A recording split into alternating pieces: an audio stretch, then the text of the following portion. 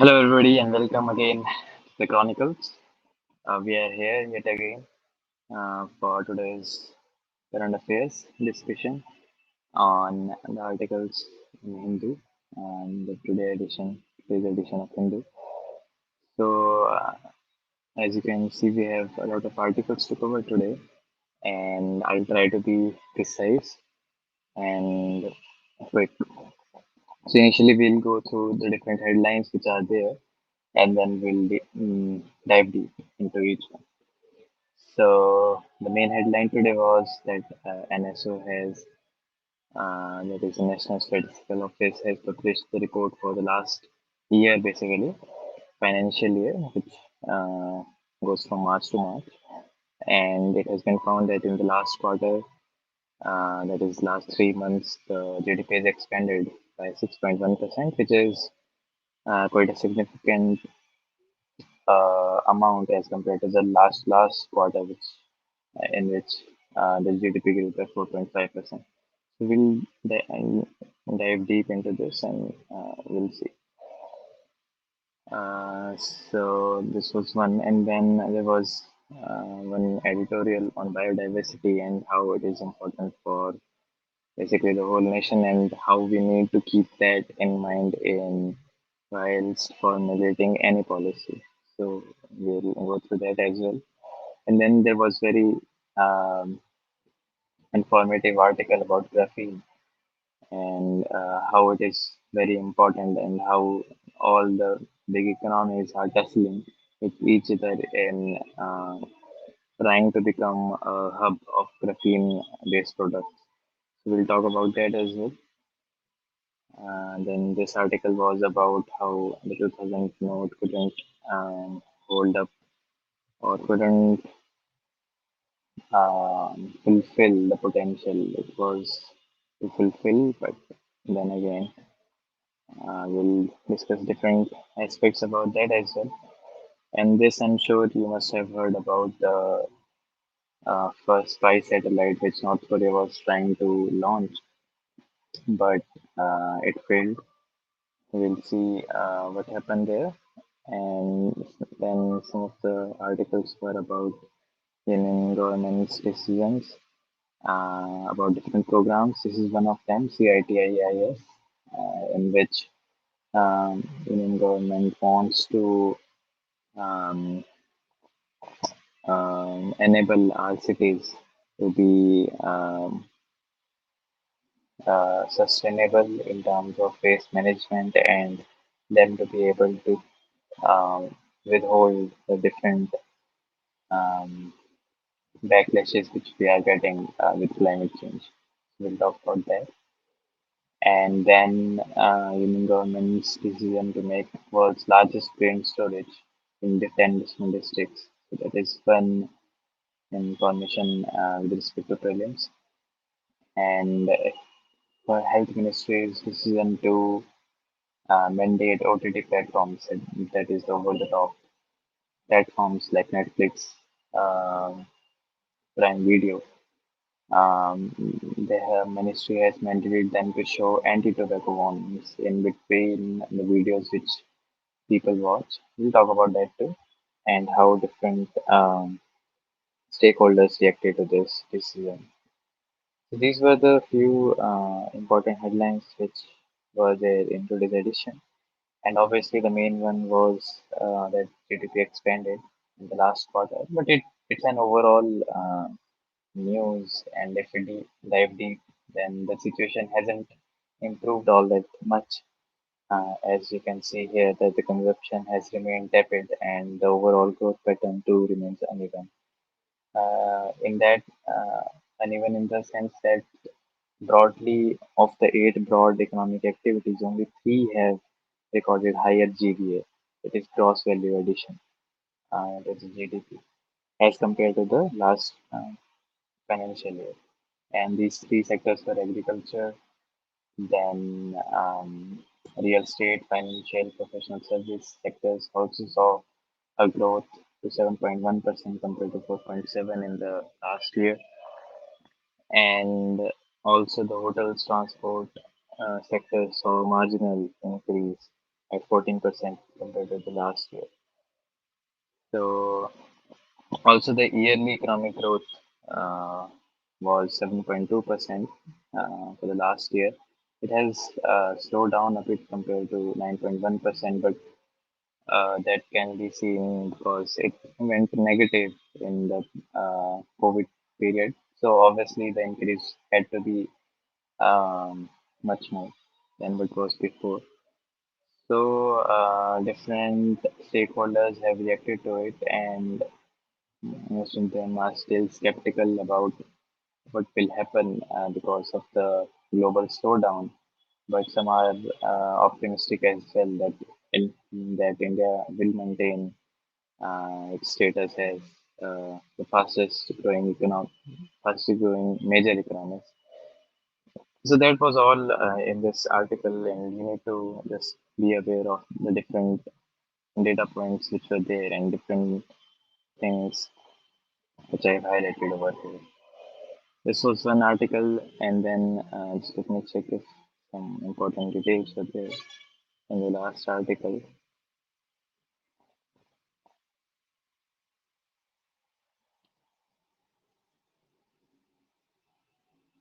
Yeah, that was it mostly.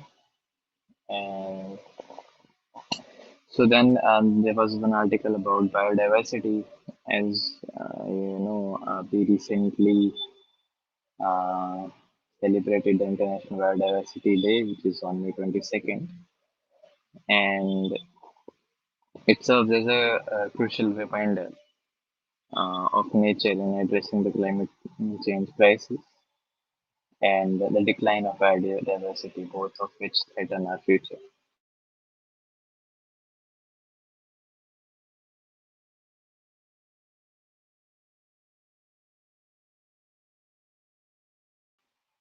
In terms of the extinctions, and the author has defined what biodiversity is. We know biodiversity encompasses a wide range of life forms and their interactions with the environment, and how biodiversity provides multiple benefits by fulfilling basic needs like food, shelter, medicine, mental well-being, and recreation. Um, However, globally and even in India, inadequate protection and management has been seen of natural heritage. And there is one bell which has been mentioned here. Uh, yeah, the Forest Conservation Amendment Bill will further, the author has claimed that it will further weaken the resolve to sustain the remaining biodiversity.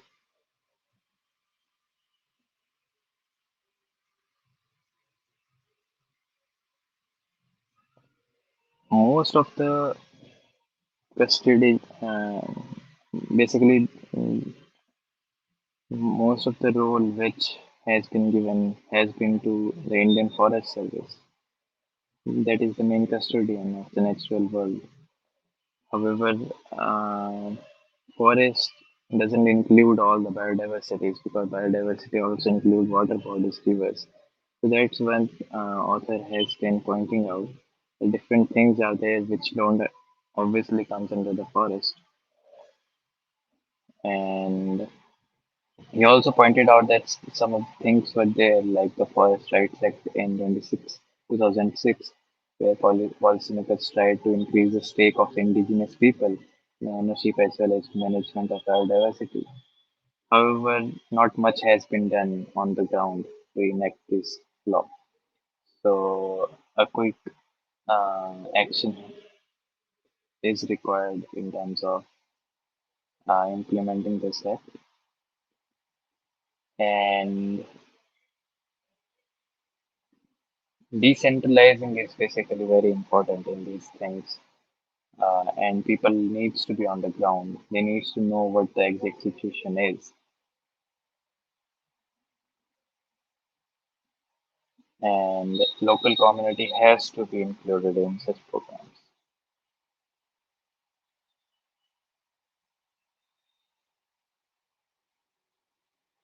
Now, one mission has been mentioned here, which supposedly will help. Yeah, National Mission on Biodiversity and Human Wellbeing. So, it aims to integrate biodiversity into mainstream practices.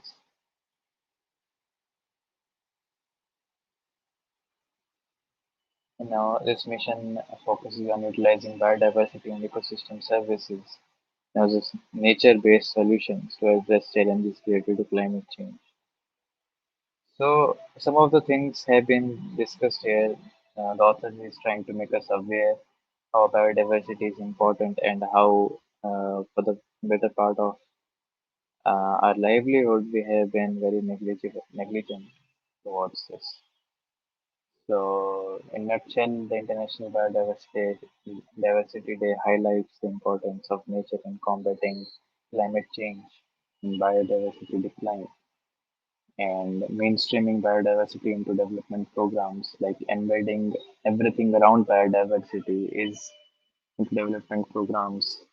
Uh, at the same time, involving local communities are the key steps to move forward. So that's what all that has been mentioned here by the author.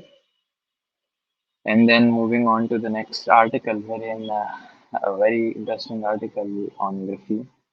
Here, the author has talked about different um, utilizations of graphene and how the whole world is moving towards, uh, as they did with semiconductors when the computer boom was there. So everyone is trying to become a hub of graphene, which looks like to be the next age. Like we saw the Stone Age, Iron Age, Plastic Age, Silicon Age. Now we are probably going into graphene age. So that's what the author has argued. And initially, and he also has said that India remains very behind, and that's why the article's name is India missing the graphene bus? That is, the bus is there, and they're not uh, like standing on it. They are not taking the bus. We'll miss the bus as we missed the semiconductor bus in mid 1990s, where we could have become the hub to make those semiconductors, but only few countries could manage, like Taiwan, China. So we should not miss this bus again. That's what the author is saying. So initially, he has mentioned graphene as a wonder material, which is the thinnest and strongest, and how it conducts electricity better than copper, and it is stronger 200 times than steel. So a lot of information has been provided here, as well as it is 6 times lighter. That's why it is being used in aerospace, automotive, sports equipment, construction, and then due to superconductivity, it is also used in high performance batteries, touch screens, and then some are making nanotubes out of it. So a lot of things are being done. You can read this whole article wherein it discusses this, and he also said that it reduces radar signatures because its absorbability is very great, so that can be used in stealth applications. So there are a wide range of applications in different sectors. Even mentioned that graphene-based materials can protect us against chemical and biological attacks. So that is again another wide range of applications. So that's why here he has mentioned how the graphene market is increasing and how it is expected to increase, and how China has overtaken US into the main country which is producing graphene now commercially. Um, so yeah, here you can see leading countries in graphene research are China, US, UK, Japan, South Korea, Russia, Singapore. Um, he also has mentioned how initially US was way ahead, and then South Korea and China try to uh, compete with US. But then eventually China surged ahead, and this is one of the example wherein in 2018 China filed 218 patents while other countries filed just 79, and India only had 8. So that's what author has mentioned. He also has mentioned that India is progressing better than many nations, and the Center for Nanoscience and Engineering at IIT Bangalore is a good step in there. And some innovations have also been done with collaboration of Tata Steel and uh, different companies like Log9 or RF Nanocomposites are doing different things, important things. But this is a trickle, as the author has mentioned, and it needs to be converted into a torrent. So more uh, influx of uh, government plans needs to be around this, because China itself has included uh, graphene a priority in its 13th plan, and Europe also had set a budget. So India should also, you know, uh, collide this with the national program. So this article basically shows what the importance of graphene is and how important it is. I think this 2000 note article has been in circulation quite a lot. Here you can see post demonetization how the share of 2000 rupees increased quite a lot, and then it gradually decreased after demonetization, and the share market of 500 increased quite rapidly. So we can see most of the uh, market now has 500 rupees value, and different things are also associated with this. And you can read the article if you want. I just slowly scroll it. Uh, North Korea, North Korea's uh, attempt to launch their first spice satellite failed, and they are saying that there were serious defects. There were no harm done, uh, although South Korea's military did collect some of the residues, which they said were part of the rockets. And some of the details are there. I mean, these are minute details, and it didn't succeed. Some of the minute details are there that satellite launch by North Korea is a violation of UN Security Council resolutions, because it has banned the country from conducting any launch based on ballistic technology. So they have actually put a ban on North Korea, and despite that, they are launching these things. That's a violation, and that's been it. You can just look at the space stations. This was the name of the satellite, and this was the rocket.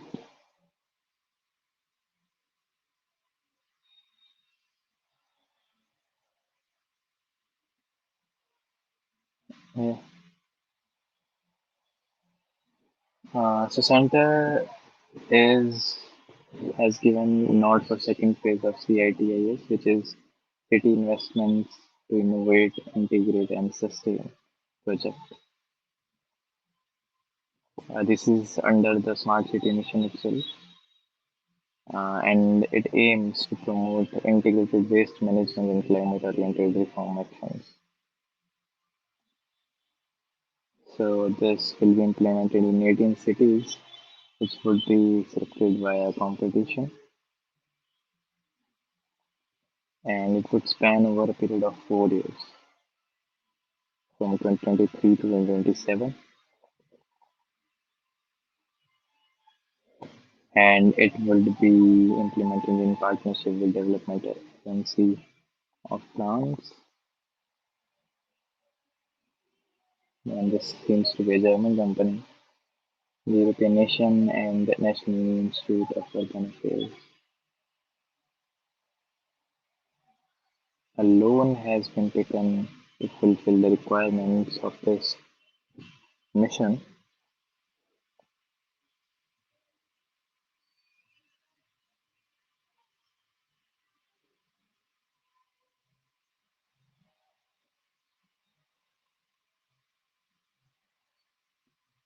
So it is basically trying to help the cities to make them ready for the changing climate and making them more prone to the waste management system. It would be very interesting to see which 18 cities will be included in this program, so that we will keep an eye on. And another uh, center's decision to make world's largest grain storage in 10 districts.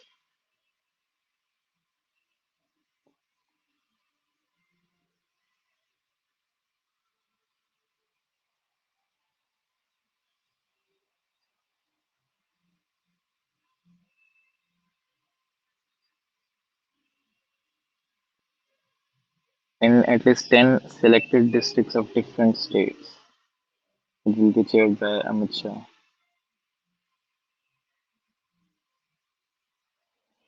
And this godowns will be created.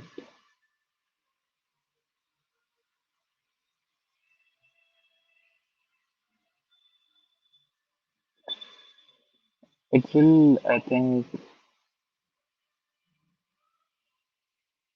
be very important because most of the uh, a, a significant amount of grains get wasted because of the lack of storage capacity, which is and even the storage capacities which are there, they are also not very hygienic places.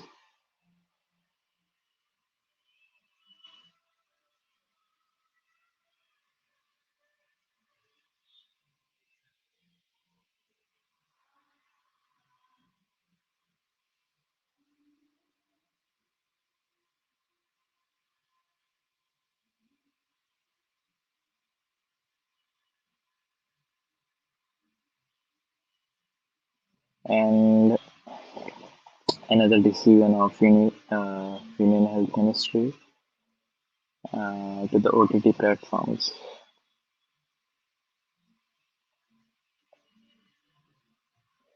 They've amended the Kotpar Act of 2004.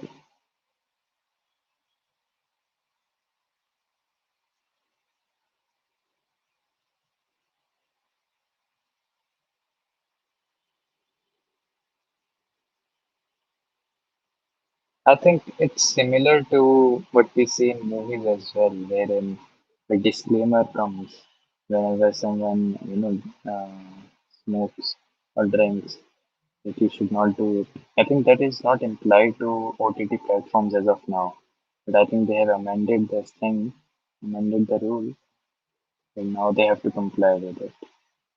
That's why it has been written here that warning as seen in movies screened in theaters and TV.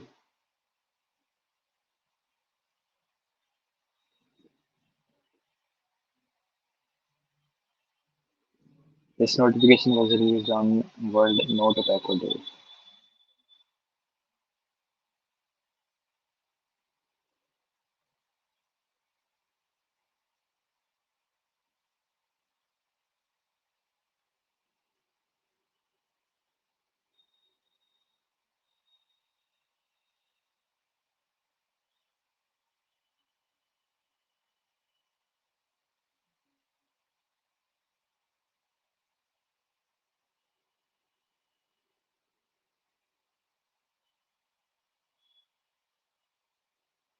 There's also compliance with respect to the font color and that it should be readable. And the warning itself has been given. Tobacco kills, tobacco causes cancer.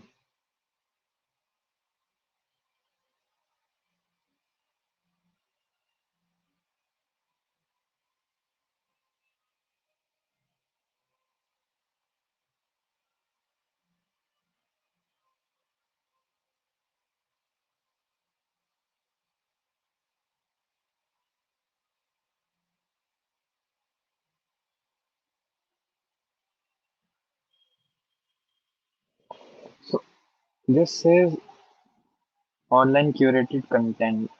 Any curated catalog of audiovisual content other than news, current affairs content,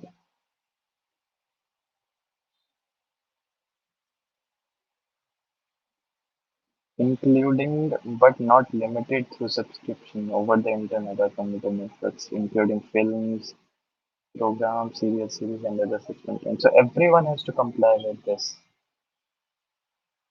It will be interesting to see how this act pan out. I mean, it will be difficult to enforce, obviously, because so much content is over the internet already, and to go through that through and through will be very difficult.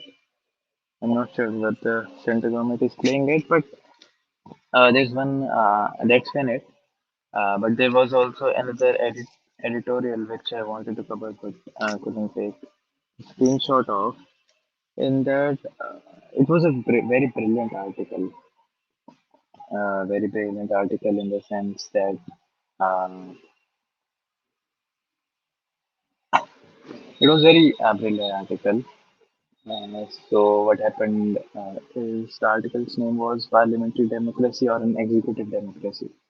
So he talked about how the executives are taking over our democracy, and how our democracy cannot. I mean, there must be questions asked as if to say if our democracy can be called parliamentary or not anymore, because the executives are uh, forcing themselves so much in every possible way.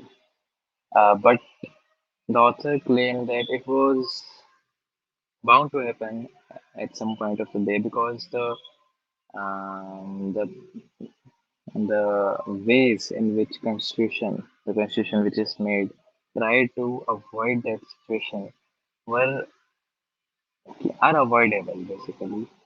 So there are few things which our constitution tried to do so that the executives can be kept under check, and these things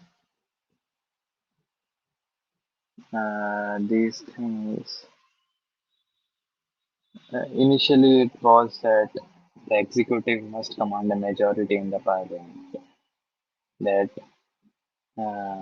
if the executive do not command a majority, and if they're forcing themselves way too much. So initially it was a thought of the constitution that it is bound to happen that not all people will agree with the saying of those cabinet members or the executives. So they are bound to protest against them. So in that way, the constitution makers thought that they will keep a check on the executives. The second was the opposition, that the opposition will not allow any bill to pass. There will be substantial discussions, and that the opposition will play a major role in keeping a check on the powers of executives. Um, and the third was by having a neutral speaker, that the speaker will act neutrally and that it will hold the values of the upper house or the lower house by giving both the ruling party as well the opposition a check, um, a fair chance to basically say their things. And the fourth way in which the constitution tried to keep a check on the powers of executives was to have a upper house, to have a secondary house as well. That is the Rajya Sabha, which is the Council of States. So, because for any law to pass, it has to be, I mean, not any law, but most of the laws which have to be passed have to pass the majority in both Lok Sabha and Rajya Sabha. In that way, also, the constitution try to keep a check on the power of executives. But in some ways, we know these four were not really solid things which could have stopped any situation from arising. Because if we go one by one over all the four things which I mentioned, that the executive should hold majority at all times. But you see, after the coming of the anti-defection law in 1985 via an amendment to the constitution, it basically removes this first thing because you can't really say anything against the whip of the party, and those whips mostly constitutes the executives or the cabinet members. So you can't really question executives. That's what anti-defection law said. Earlier, what used to happen is if they are suppressing you way too much, then you will just change the party, you will say something against them. But now, if you say something against them, it can be said that you are not following the whip, and according to anti-defection law, you have to completely remove yourself from the seat. You have to basically leave your seat. That's what the author argues. Then the second thing that the opposition, and we know opposition do not really hold much significance nowadays. They are not being even asked, not substantial discussions are being taken in the motions of the parliament. They are bypassing the opposition. They're not really adding something to the discussion. So that is also on the executives if they want to, how much they want opposition to engage themselves. So that was also not a very really strong point. And then the third, having a neutral speaker, which we know is really not a real thing. How speaker um, um, showcase its power is they very cleverly um put some bills as money bills. Money bills can't really be deferred by the Rajya Sabha. So it is all on the Lok Sabha to pass a money bill. So if any, like the Aadhaar Act, they put it under the money bill.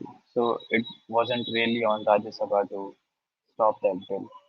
So all of these are the points which the author has put, wherein he's saying that India is more and more going towards executive democracy, wherein the only check on the executives is through elections, and there is no other check, as the makers of the constitution envisaged. Another check could be if a strong majority is not held by the government. They are not having a strong majority. Then, if there is a collision, then they have to. And there is a check in the sense that different parties have different views on the same topic. So then there is a check. Otherwise, there is no real check, as we can see in the situation right now, which is there in our country. These were the points which in this article was mentioned, which I thought were worth mentioning in this video as well, because I thought it was really an intuitive article, which I couldn't obviously include in the video. So that's when it. I try to be as quick as possible, even though we had a lot of articles to cover today. I hope you enjoyed the video today. And please let me know if there is anything to improve. I keep saying that in each video, but let me know. I'll try to improve that, and hopefully it is helping you as it has been helping me too. It's been fun, and thank you for joining. Peace.